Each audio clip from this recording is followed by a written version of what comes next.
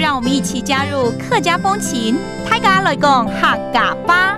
Gongguan Township in Miaoli is known for its ceramics.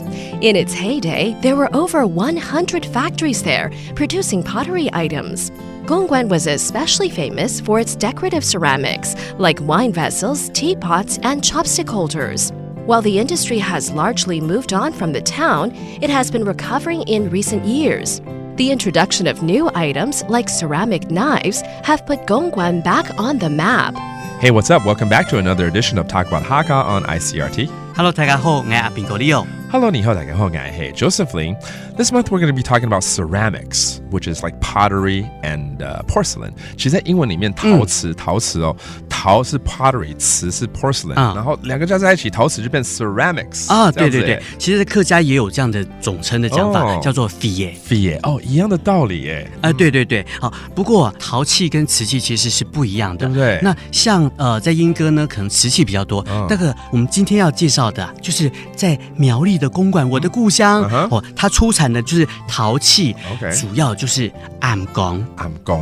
苗栗的天然资源哦，有很好的土质，然后还有很多的天然瓦斯，这就是烧制陶器的一个很重要的基础。没错，那像这边呢，烧出来的陶器啊，不是只有红色，它可以有不同的温度，就烧出不同的颜色。所以呢，它现在慢慢的变成会有一些彩色出现了啊。那你讲那个暗拱，就是那种很大的那种缸嘛，对不对？对，大大小小啊都有。那主要就可以拿来腌酱瓜啦，或是做酒瓮啦，这也是蛮不错的。对，甚至啊，还被那个烟酒公卖局选定当酿酒的容器。所以呢，这个公馆就有酒瓮故乡这样的一个称号哦。哇哦，这个公馆呢，的确是名副其实的这个陶器的重地哦，所以大家以前可能像我只知道这个新北这边有个莺歌，然后还有南投好像陶瓷也不错之外，对，记得苗栗公馆有非常多的陶瓷器让大家来选购。这三个地方就各自专精的地方不一样，所以就各自发展了。Very good.All right, it's time to teach you these vocabulary that we mentioned, including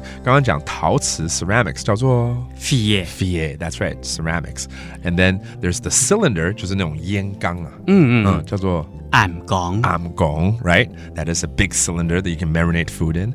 And then there's the wine vessel 就是酒瓮 Okay, there you have it. Another tour to Miaoli for this edition. Hope you liked it. And that does it for today's Talk About Hakka. 送大家 And say 张來了。客家风情由客家委员会监制。 We Love Hakka has been brought to you by the Hakka Affairs Council.